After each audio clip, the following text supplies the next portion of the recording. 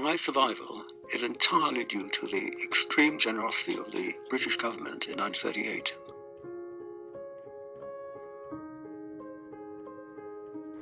Beginning in the late 1930s, anti-Jewish pogroms staged by the Nazi Party emerged across Europe.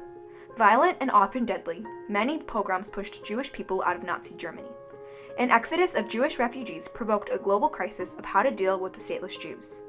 After members of the British Parliament passionately debated the issue, a life-changing compromise was authorized, which resulted in the relocation of roughly 10,000 Jewish children to Great Britain. These rescue efforts would later be named the Kindertransport, and its significance is relevant even today as refugees worldwide struggle to find asylum. Although Jewish people have been a persecuted minority since the origins of their faith, persecution in Europe culminated with the rise of Adolf Hitler's Third Reich. Through the use of propaganda, the Nazi Party was able to portray the Jewish people as the source of numerous political, social, economic, and ethical problems facing the Germans. Rechtsleben und vernichteten unsere Ehrauffassung, vergifteten den Geist der deutschen Wirtschaft, schufen das Kriegsreitertum in der Industrie, beuteten den Bauern und Arbeiter aus und würdigten den Jews found themselves regularly persecuted, tortured, and humiliated in both their public and private lives.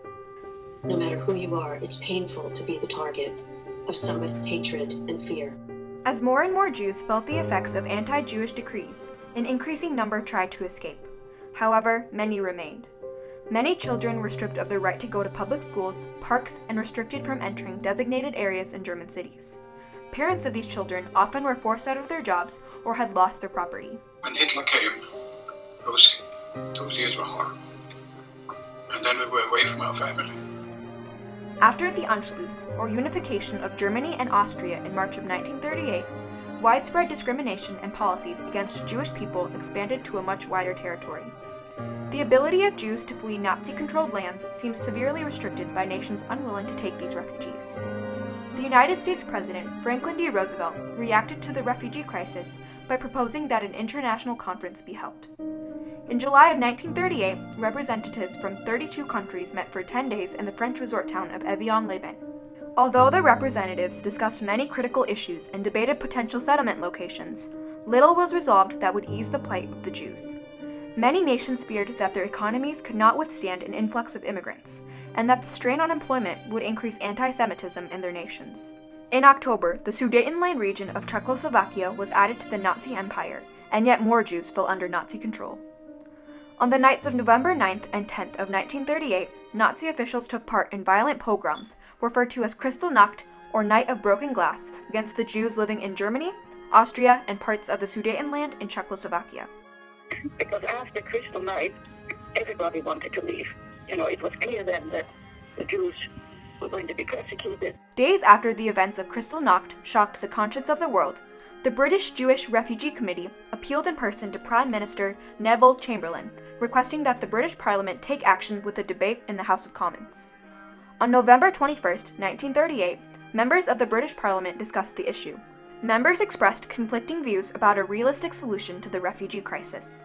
Charities and advocacy groups, such as the British Jewish Refugee Committee, stood behind the idea of relaxing Britain's strict immigration laws, and lobbied for a policy in which Jewish refugees could enter Britain. During the debate, Representative David Logan stated that, "Today an opportunity is offered to the British nation to take its proper stand among the nations of the world to protect a minority." Opposers of this policy echoed the arguments given at the Evian-les-Bains conference. They were concerned that liberal immigration would jeopardize the already unstable British economy and only serve to increase anti-Semitic sentiments in Britain. As the debate continued, Home Secretary Sir Samuel Hoare acknowledged, "I believe that we could find homes in this country for a very large number without any harm to our own population," referring to the Jewish refugees.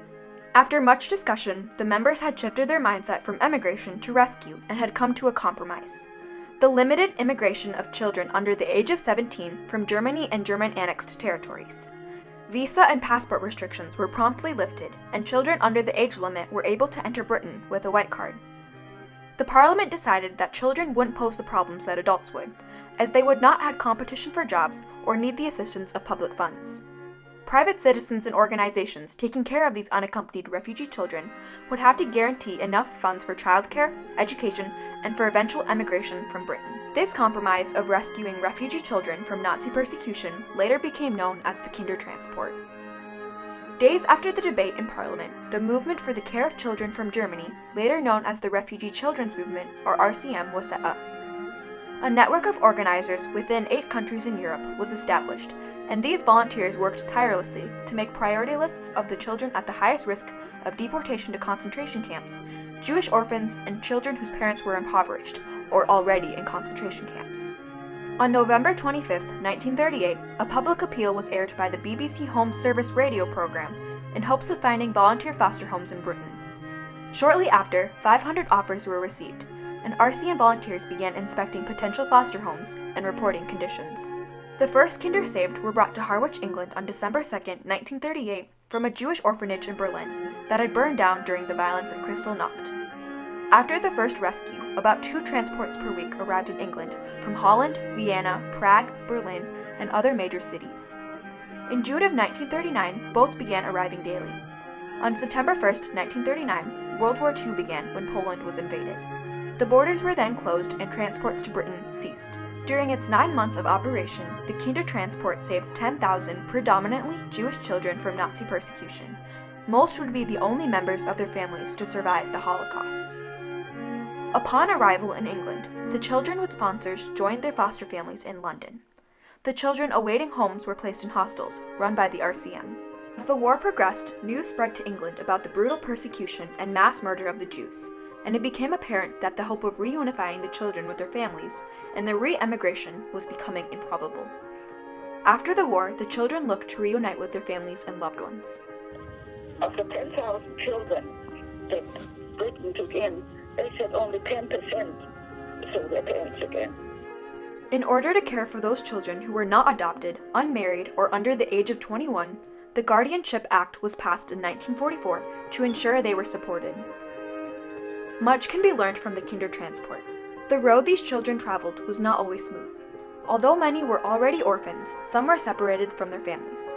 All of the children had to adjust to their new lives in a country that did not speak their language and a British culture that was foreign. Some of the 16 and 17-year-olds ended up being relocated to Australia out of general fear of spies under the Alien Act. Despite this, the Kindertransport can be seen as a life-saving compromise for the 10,000 children who were saved.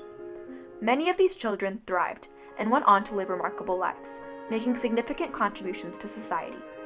4 of the Kinders are Nobel Prize winners, and many others have contributed to industry, education, the arts, politics, and sports. Many Kinders have become activists and work to raise awareness and increase support for refugees worldwide. The Kindertransport served as a message of acceptance and inclusion for the Jewish population in Britain.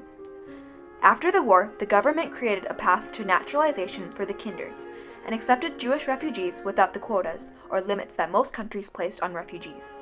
While most of the Jews of Europe relocated to the Americas or Palestine and Israel after World War II, the Jewish population of Britain continued to grow, from 300,000 in 1933 to over 450,000 by the end of 1948, establishing that Britain had become something of a safe haven for this persecuted population.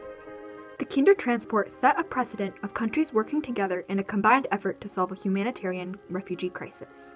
People and agencies from all over Europe had worked together to bring the Kinders to safety in Britain. When the United Nations was formed in 1945, this kind of international cooperation became an essential foundation of the UN Refugee Agency.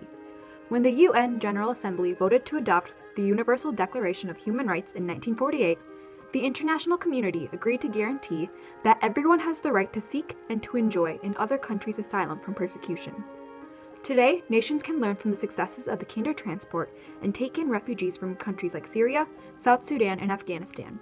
Although accepting refugees can cause conflict, compromises can be made that impact thousands and even millions of lives.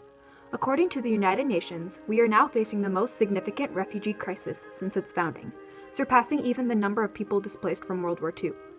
The UN states that an unprecedented 65.6 million people around the world have been forced from home by conflict and persecution. Among them are nearly 22.5 million refugees, over half of whom are under the age of 18. The Kindertransport serves as an important reminder that sometimes immediate action and extraordinary compassion are called for when lives hang in the balance. Host countries should feel empowered when opening their doors to refugees. Their responsibility should be to help refugees thrive, not just survive.